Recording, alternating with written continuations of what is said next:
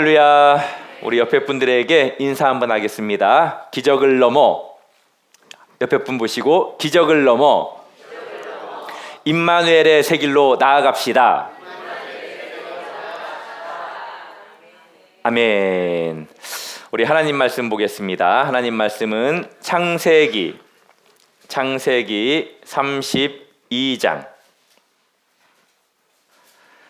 창세기 32장 7절부터 12절 말씀입니다. 찾으셨으면 저와 한 절씩 교독하겠습니다. 야곱이 심히 두렵고 답답하여 자기와 함께한 동행자와 양과 소와 낙타를 두 떼로 나누고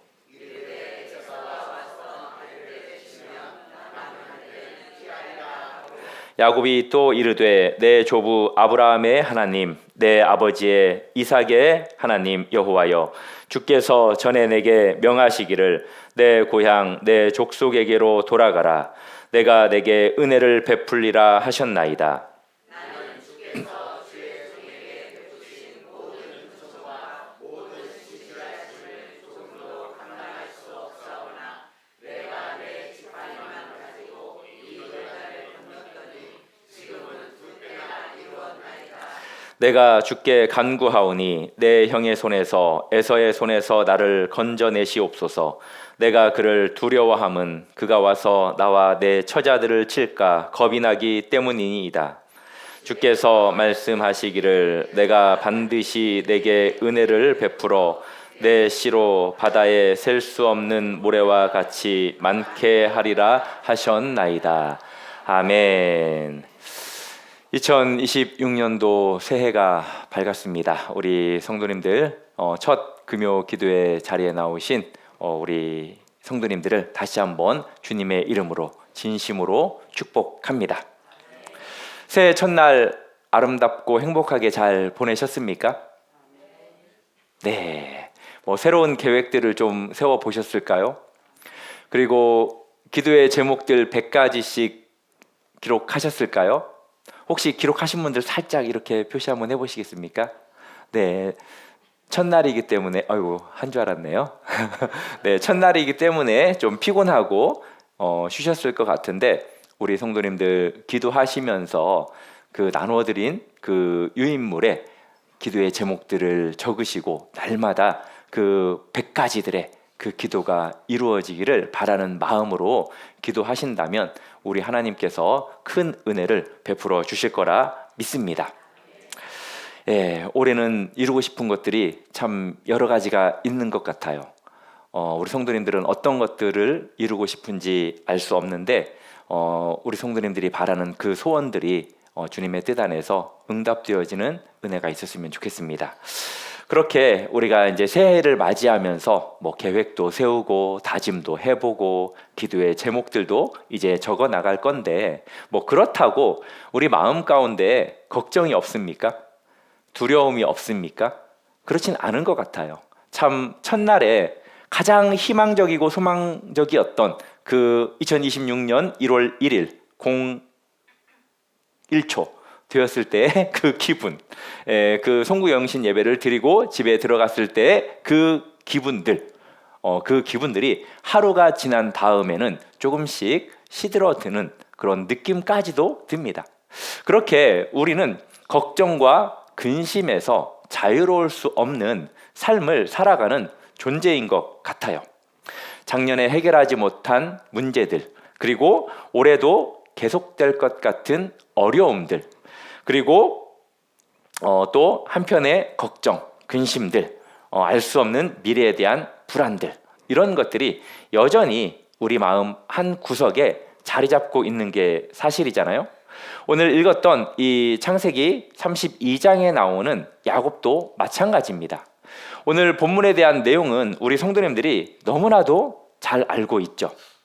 그렇지만 알고 있는 이 말씀을 통해서도 하나님께서 다시 오늘 새롭게 우리에게 주실 그 은혜가 있음을 기대하시고 함께 말씀을 통해 은혜를 나누는 시간이 되었으면 좋겠습니다. 우리 성도님들은 가장 존경하는 성경의 인물들 중에 야곱을 포함시키는 분들은 거의 없을 거라고 생각합니다. 그렇지 않아요? 혹시 이곳에 우리 성도님들 가운데 나는 존경하는 성경 인물이 야곱이다 라고 평상시에 생각했던 분 계실까요? 제가 지금까지 한 명도 못 봤어요. 네, 내가 존경하는 인물은 뭐 아브라함이다, 다윗이다, 그리고 사도 바울이다, 뭐 베드로다, 뭐 이런 분들은 봤지만 야곱이다라고 존경하는 성경 인물을 말하는 사람은 못 본 것 같아요. 왜 그럴까요? 이 야곱이 가지고 있는 그 인간성 때문에 그런 것 같습니다. 야곱의 이름의 뜻이 뭐죠? 뒤꿈치를 잡는 자, 그리고 속이는 자라는 이름의 뜻을 가지고 있어요. 실제로 이 야곱은 자신이 가지고 있는 그 지혜, 그리고 꾀, 이것을 통해서 살아온 인물입니다. 아시죠? 형 에서로부터 무엇을 빼앗았습니까? 장자권을 빼앗았어요. 정당하게 얻은 게 아니라 속여서 빼앗았습니다. 그리고 아버지 이삭을 속여서 장자의 축복권까지 가로챘던 사람입니다. 그 결과 어떤 일이 발생이 됐을까요? 잘 아시는 듯이 형 에서로부터 분노를 샀어요. 저 같았어도 이런 동생이 있었다면 정말 가만두지 않았을 것 같아요. 형처럼 그렇게까지는 생각 안 했을 수도 있겠지만 그보다는 조금 덜하도록 아마 저에게도 큰 분노가 생겼을 거라고 저도 생각을 해요. 그래서 이 야곱은 결국 형의 분노를 피하기 위해서 외삼촌 라반의 집으로 도망가야 했습니다. 외삼촌 라반의 집에서 몇 년 동안 머물렀죠? 17년, 20년, 30년, 네, 20년 동안 머물렀습니다. 라반의 밑에서, 삼촌 밑에서 많은 재물을 모았어요. 4명의 아내를 얻었죠. 그리고 11명의 아들을 얻었고 딸 하나를 얻었습니다. 그리고 양과 소와 수많은 낙타들을 소유하게 되었습니다. 이 정도 보면 우리들의 그 생각으로 만약에 그 야곱의 모습을 눈으로 본다면 성공한 사람이라고도 볼 수 있지 않을까요? 자, 남자들 생각해 보세요. 여성분들도 생각해 보세요. 아내가 4명이에요. 어떻게 4명씩이나 얻을 수 있어요? 그리고 자식들이 아들만 11명입니다. 그리고 딸도 하나고 양, 소, 낙타, 이 수많은 재물을 가지고 있는 사람이 우리 주변에 있다면 우리 성도님들도 분명히 그 사람을 보면서 야, 성공했네, 성공했어 라고 말하지 않겠습니까? 그런데 이제 야곱은 20년이라는 그 라반 삼촌 밑에서 지내다가 이렇게 많은 재물들 그리고 가족들을 이끌고 고향으로 돌아가게 되었습니다. 고향으로 돌아가게 된 이유는 하나님의 명령 때문이에요. 31장 3절에 보면은 이렇게 기록이 되어 있습니다. 여호와께서 야곱에게 이르시되 내 조상의 땅 내 족속에게로 돌아가라. 내가 너와 함께 있으리라 하신지라. 하나님께서 여러 가지 상황을 통해서 친히 명령함으로 인해서 야곱은 고향으로 돌아가게 되었습니다. 고향으로 돌아가서 누구를 만나야 될까요? 누구를 만날 수밖에 없는 상황이 빚어진 겁니까? 형이죠. 에서를 만나야만 했습니다. 상당히 야곱의 마음에는 불편한 마음이 있었어요. 그래서 사람들을 보내어 에서의 소식을 좀 알아보게 되었습니다. 먼저 분위기를 살핀 거죠. 그랬더니 에서가 군대를 데리고 왔어요. 무려 400명이라는 군대를 거느리고 자신을 맞이하러 온다라는 그 소식을 야곱이 듣게 된 것입니다. 그 순간 야곱은 어떠했습니까? 그 마음의 이야기가 오늘 7절입니다. 그 표현이 7절인데요. 야곱이 심히 두렵고 답답하여.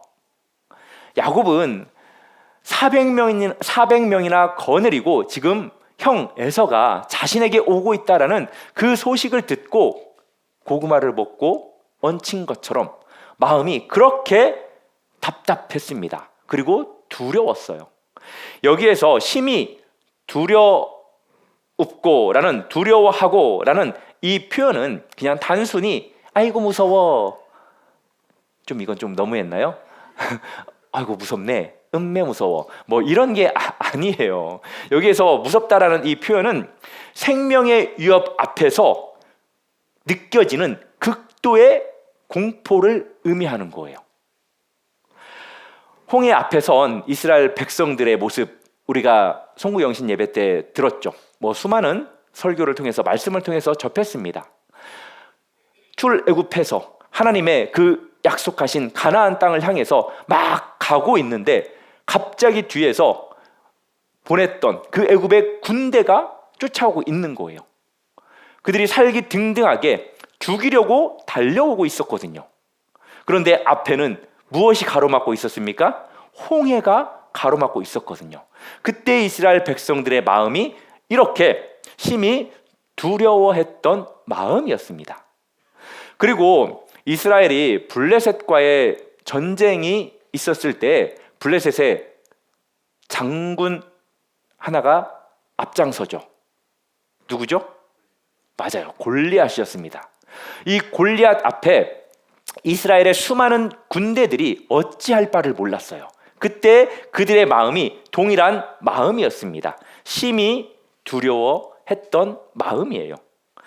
도망갈 수도 없고 맞설 수도 없는 압도적인 공포가 바로 야곱이 느꼈던 그 마음이라는 겁니다.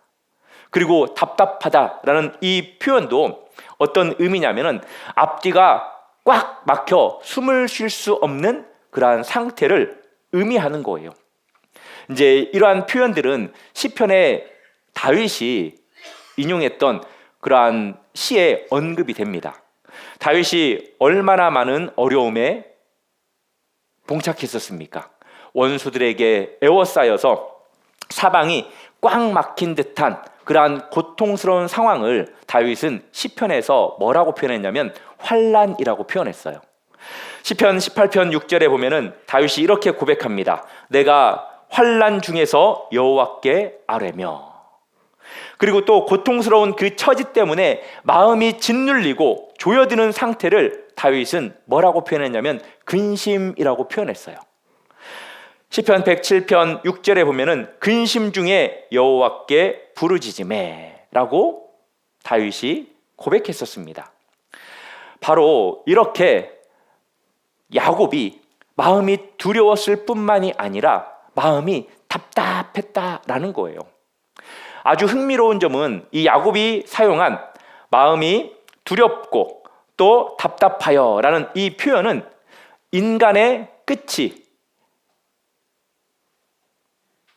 봉착했을 때, 끝에 봉착했을 때, 그리고 하나님의 시작이 시작되는 그러한 시점을 나타낼 때 사용되는 단어라는 거예요. 바로 앞전에 이야기했던 홍해 앞에서 홍해가 갈라졌던 사건, 골리앗이 다윗을 통해서 죽임을 당하고 이스라엘 백성들이 블레셋을 물리쳤던 사건, 이런 것처럼 우리가 살아가는 그 삶 속에 절망과 좌절의 삶에 봉착하지만 그때 누가 일하시는 시간이라는 거죠? 하나님이 일하시는 시간이라는 거예요. 믿으십니까? 야곱도 지금 이런 상태에 봉착했다라는 겁니다. 20년 전에 형의 분노가 떠오르지 않았을까요? 형이 나를 죽이러 오는구나. 에서가 나를 죽이러 400명이나 데리고 오는구나. 내가 가지고 있는 이 모든 것, 이것을 다 빼앗기겠네. 나의 아내, 나의 자녀들까지 위험에 처하겠구나 라고 생각하게 된 거예요. 자신이 꾀를 부렸죠. 자신의 수단과 방법이 무용지물이 되겠구나.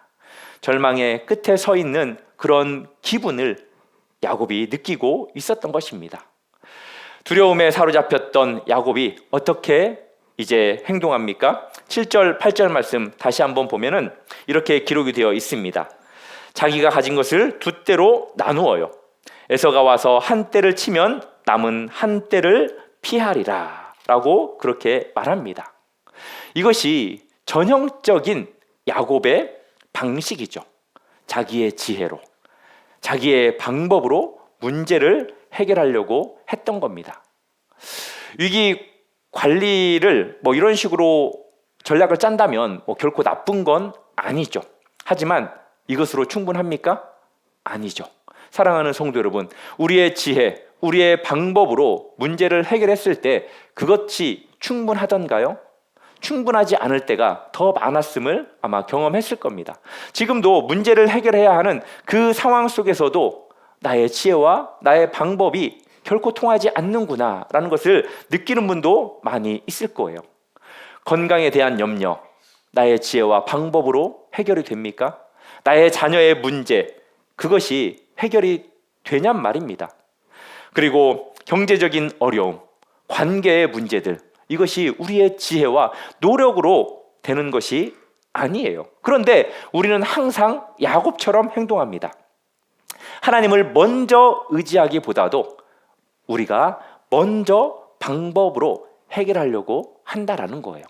이것은 저뿐만이 아니라 우리 성도님들 대부분도 마찬가지인 것 같아요. 계획을 세우고 작전을 짜고 대비책을 마련합니다. 이것 자체가 나쁘다고 말씀드리고 싶은 건 아니에요. 그러나 이것만으로는 부족하다라는 거예요. 항상 우리가 이런 것들도 분명히 세워야 되지만, 노력을 해야 되지만 결국 누구를 의지해야 될까요? 하나님을 의지해야 된다라는 거예요. 우리의 지혜와 방법으로는 인생의 근본적인 문제를 해결할 수 없다라는 거죠. 어떤 분이 작년에 이제 새해에 많은 것들을 계획했다고 하더라고요. 내가 올해는 이것도 하고 저것도 하고 내가 여행도 다녀오고 많은 것들 하겠다라고 그렇게 계획을 했대요. 그런데 갑자기 2월 달에 병이 생겨서 그만 병원에 입원하게 됐다고 합니다. 그때 깨달았대요. 야, 내가 세웠던 그 수많은 계획들 겨우 몇 가지 해보지도 못하고 몇 가지 성취해보지도 못하고 이렇게 내가 누워있구나. 내가 계획한들 하나님이 인도하지 않으시면, 하나님이 도와주지 않으면 아무 필요가 없구나 라는 것을 절실히 깨달았대요. 사랑하는 성도 여러분, 우리도 마찬가지입니다. 올 한 해 살아갈 때 우리의 계획, 우리의 노력, 또 우리의 전략, 우리의 전술 다 필요하지만 하나님의 은혜가 가장 중요하다라는 사실을 기억하시기를 바랍니다. 그래서 항상 기도해야 할 기도 제목 가운데 하나가 하나님, 나에게 은혜를 베풀어 주시옵소서. 내가 하는 모든 일들 그 하나하나에 하나님의 은혜가 있기를 원합니다 라고 기도했으면 좋겠습니다. 그리고 우리가 이 야곱의 이야기를 통해서 한 가지 더 생각해 보고 싶은 것이 있는데요. 그것은 야곱이 몇 년 동안 있었다고 그랬죠? 삼촌 집에 20년이에요. 20년 동안 라반의 집에 지내야만 했습니다. 하나님이 야곱을 그냥 빠른 시간 안에 다시 고향으로 돌려보냈다면 엄마의 얼굴도 볼 수 있었겠죠. 그리고 에서와 곧바로 화해했다면 행복한 형제애를 누리면서 살 수 있었겠죠. 우리가 송구영신 예배 드렸던 지름길이 바로 그 길이라고도 말씀드릴 수 있을 것입니다. 그렇지만 하나님께서는 20년이라는 지름길이 아닌 우회로로 야곱을 인도하셨음을 보게 됩니다. 라반 밑에서 속이고 속이며 자기가 남을 속였던 것처럼 자신도 속임을 당하는 그러한 경험을 하게 만드셨다라는 거죠. 왜 그러셨을까요? 다른 것이 아니에요. 야곱의 성품 때문입니다. 야곱의 교만 때문이에요.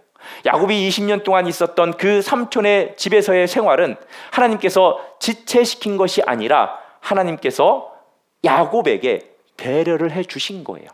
어떤 배려일까요? 사랑의 배려입니다. 만약에 일찍 돌아갔다면 야곱은 자신의 교만을 내려놓지 못했을 거예요.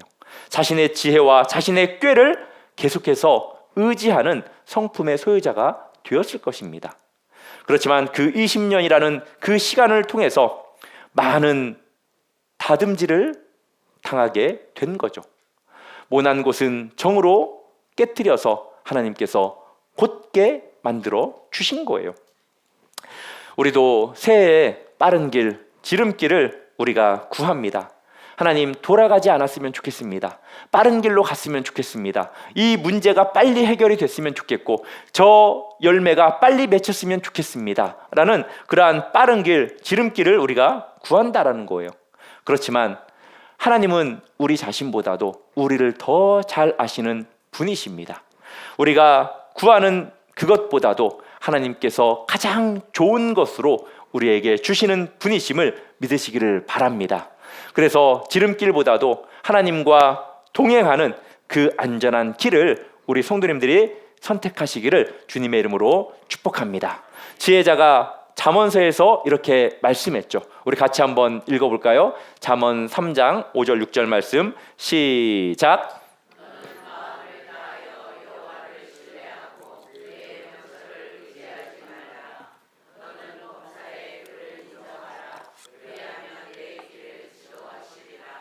아멘. 이제 오늘 본문 말씀을 보면은 이제 9절 12절까지 야곱이 하나님 앞에 기도하는 모습을 보게 됩니다. 이 기도를 통해서 우리가 배워야 할 진정한 믿음의 모습이 여기에 있는데요. 먼저는 이 야곱이 9절에서 어떻게 기도합니까? 내 조부 아브라함의 하나님, 내 아버지 이삭의 하나님 여호와여 라고 하면서 야곱은 기도를 시작하면서 하나님이 누구인지를 고백합니다. 내 조부 아브라함의 하나님, 내 아버지 이삭의 하나님 여호와여. 단순히 조상의 하나님을 언급하고 있는 것이 아니에요. 야곱은 지금 아브라함과 맺은 언약, 그리고 자신의 아버지 이삭과 맺은 언약을 기억하고 있다라는 거예요. 그리고 그 언약이 자신에게까지 이어지고 있음을 지금 고백하고 있는 거예요. 그래서 우리가 가끔씩 기도할 때 그렇게 기도해도 좋을 것 같아요.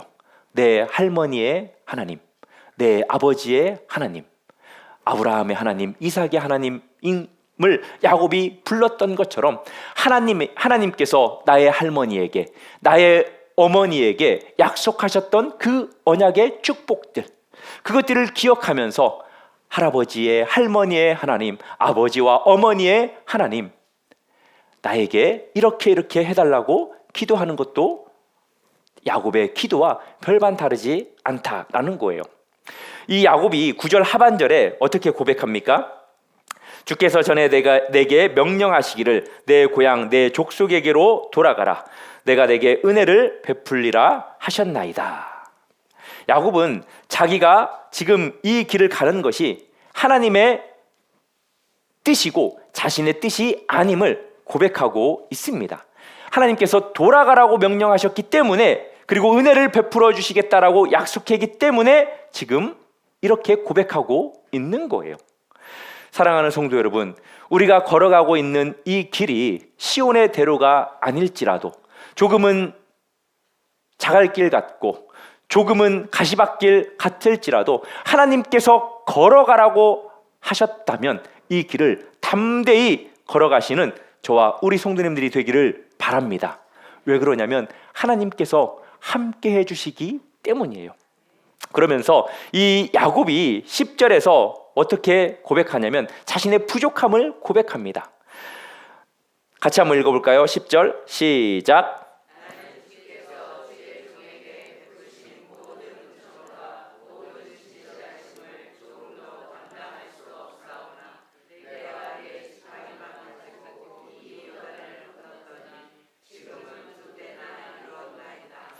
아멘. 평생 자신의 힘으로 자기의 지혜로 살아온 야곱이 이렇게 고백해요. 나는 주의 은총을 조금도 감당할 수 없습니다. 그리고 내가 지팡이만 가지고 왔었는데 요단을 건넜더니 지금은 두 때나 이루었습니다. 20년 전에는 빈손이었는데 지금은 많은 것을 소유하게 되었다라는 거죠. 그런데 지금 야곱은 뭐라고 고백합니까? 자기의 능력으로 이렇게 얻었다라고 고백하고 있지 않아요. 20년 동안 하나님의 그 돌보심, 그 다듬으심으로 인해서 야곱이 하나님의 은혜임을 고백하고 있는 거예요. 고난과 환난이 많으면 많을수록 그 성도님들은 참 겸손한 것 같아요. 그것들이 적은 분들이 그렇게 교만한 경우가 훨씬 많다라는 거죠. 진정한 회심은 무엇이냐? 그런 면에서 자기 자랑을 내려놓고 하나님의 은혜를 인정하는 것이 바로 진정한 회심이라는 겁니다. 나의 자랑이 아닌 하나님의 은혜였습니다. 모든 것이 하나님의 은혜였습니다 라고 고백하시기를 바랍니다. 그리고 11절에 보면은 내가 주께 간구하오니 내 형의 손에서 에서의 손에서 나를 건지소서. 야곱은 지금 자신의 두려움을 숨기지 않습니다. 내가 그를 두려워함은 그가 와서 나와 내 아내와 내 자식들을 칠까 겁이 나기 때문이다 라고 그렇게 기도하고 있어요. 이 기도가 바로 진정한 기도입니다. 진정한 기도는 무엇이냐? 바로 자신의 연약함을 드러내는 거예요. 자신의 마음속에 있는 그 두려움을 하나님 앞에 그대로 드러내는 것, 바로 이것이 진정한 기도, 믿음의 기도라는 거예요. 어떤 성도님이 또 그런 고백을 하시더라고요. 항상 자신은 좋은 사람인 척 했대요. 그냥 아무 일도 없는 사람, 그리고 사람들이 볼 때는 믿음 좋은 사람처럼 그렇게 보이려고 되게 노력을 했대요. 그런데 어느 날 큰 병이 들어서 하나님 앞에 무너질 수밖에 없는 상황이 생겼다고 합니다. 그래서 하나님 앞에 기도했대요. 하나님, 너무 아파요. 너무 괴로워요. 하나님, 너무 두렵습니다. 너무나 외롭고 힘든 하루하루입니다 라고 그렇게 고백했더니 그동안 자신이 남들에게 보였을 때에는 하나님께서 은혜를 베풀어 주시지 않더니, 그렇게 진실된 두려움의 아픔의 고백들을 했더니 솔직히 울며 기도했더니 하나님께서 처음으로 위로해 줬다라고 그렇게 이야기를 하더라고요. 사랑하는 성도 여러분, 우리가 하나님 앞에 기도할 때 정직하게 기도했으면 좋겠습니다. 우리의 마음을 속이지 마시고 있는 그대로 하나님 앞에 아뢰시기를 바랍니다. 우리 하나님은 어떤 분이십니까? 우리의 모든 것을 다 아시는 분이에요. 그리고 우리의 모든 기도를 다 들으시는 분이에요. 좋은 것만 듣기를 원하시는 분이 아니라는 거예요. 오히려 힘들고 어려운 것들, 그것을 하나님 앞에 아뢰며 하나님께서 해결해 주시기를 바라는 그 믿음의 고백, 그 진실된 기도를 하나님께서는 더 듣기 원하신다라는 것입니다. 그리고 12절에 보면은 주께서 말씀하시기를 내가 반드시 내게 은혜를 베풀어 내 씨로 바다에 셀 수 없는 모래와 같이 많게 하리라 하셨나이다. 이 기도가 오늘 본문의 절정입니다. 자신의 필요를 하나님 앞에 아뢰는 후에 이 야곱은 무엇을 붙드냐? 하나님의 약속의 말씀을 붙드십니다. 12절에 보면은 주께서 말씀하시기를. 야곱은 자신의 필요를 아뢰었습니다. 그런데 그 필요를 아뢰면서 무엇을 붙들었다고요? 하나님의 말씀. 하나님께서 하신 그 약속 위에 서서 하나님께 기도했습니다. 중요한 것이 바로 이거예요. 하나님은 어떤 분이냐? 성경에 보면은 히브리서 기자가 하나님은 미쁘신 하나님이다 라고 그렇게 고백합니다. 우리가 그 미쁘신 하나님을 믿는 도리의 소망을 움직이지 말고 굳게 붙잡으라고 히브리 기자는 우리에게 명령합니다. 사랑하는 성도 여러분, 오늘 우리는 기도하러 왔습니다. 하나님은 미쁘시고 하나님은 신실하신 분이십니다. 그 하나님께 소망을 두고 그 하나님을 붙들고 우리가 기도하는 이 밤이 되기를 주님의 이름으로 축복합니다. 이제 말씀을 맺겠습니다. 야곱의 모습이 다른 사람의 모습이 아니라 자세히 야곱을 관찰하면 우리 자신의 모습과 별반 다르지 않음을 보게 됩니다. 그래서 참 기분이 별로 안 좋기도 하고 야곱 때문에 우리가 위로가 되기도 합니다. 두려움이 있었습니다. 우리가 야곱처럼 새해가 됐음에도 불구하고 걱정과 두려움이 우리에게도 있습니다. 두려워하는 것은 당연해요. 사랑하는 성도 여러분, 우리가 두려워한다고 해서 믿음이 없는 것이 아닙니다. 두려우면 두렵다고 고백하십시오.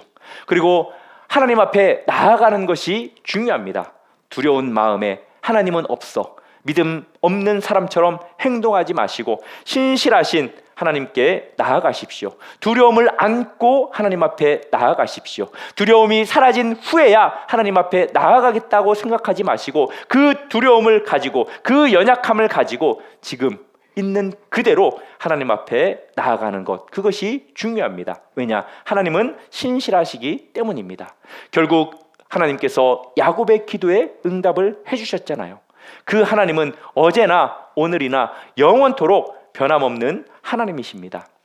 그날 밤 야곱이 야복강 나루에서 하나님과 씨름했습니다. 밤새도록 씨름하고 어떻게 되었습니까? 이름이 바뀌었어요. 야곱, 속이는 자에서 이스라엘, 하나님과 겨루어 이긴 자로 이름이 바뀌었습니다. 그의 인생 가운데 가장 두려운 밤, 그 밤이 하나님을 가장 깊이 만난 아름다운 밤이 되었습니다. 가장 연약했던 그 순간이 가장 강해진 순간이 된 것입니다. 사랑하는 성도 여러분, 2026년도가 우리 성도님들에게 그런 은혜가 있기를 소망합니다. 두려움을 안고 하나님께 나아갈 때 하나님께서 우리와 함께 하시고 우리의 길을 인도해 주실 것입니다. 그리고 우리에게도 새로운 이름을 주실 거예요. 두려움에 떠는 자가 아니라 하나님과 동행하는 자, 하나님과 동행하는 자라는 새 이름을 부여받는 이 밤 올해가 되기를 주님의 이름으로 축복합니다.